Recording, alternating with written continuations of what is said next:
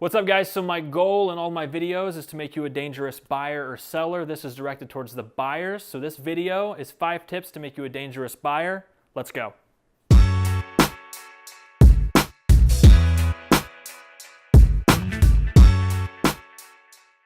The first tip that I have for you is to know the market. You're not going to know the market like I do, only because you don't have access to the same information I do. So whether you're looking at Zillow, Realtor.com, I have an app that you can use that is very good and it's getting updated and it's going to blow your freaking mind.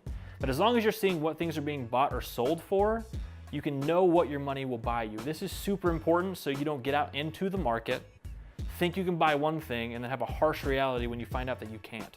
The second tip that I have for you is that this purchase, when you buy a home, is probably going to be one of the single biggest transactions that you have. Not only that, but it shapes your family. So when Sarah and I bought our first home, we went to the closing company and we closed on the house. We actually got to meet the sellers and we got the keys and the garage door openers. We got to meet their kids. And the whole reason that they were buying a new house was because they needed more space. So before he left, he turned around and said, "I hope you guys enjoy the home like we did. We raised our boys in this home." And he got super emotional because for the past 5 to 8 years, I don't know how long they lived in it, that was where all their memories were made. That's where their family lived. It's big. So the third tip that I have for you guys is to understand your motivation as to why you want to buy a home. So sometimes when you start buying a house, you get into negotiations and you just kind of get lost and I don't want to do that, they should do this, why do I have to do that? If you know why you're buying a home and you can keep that in the front of your mind, you'll get it done and you'll find a home that you love. Whether it's you need more space for your kids are now gone, you need to downsize, or you're tired of your neighbor's TV to your right, or the guy above you hears footsteps. Whatever that motivation is, find it and hold on to it. It'll help you in the long run, I promise. Tip number 4 is that if you don't sign an employment agreement with an agent, you're not bound to them. That's important to know because if you've signed nothing with an agent and you just think that you have to work with them, you do not.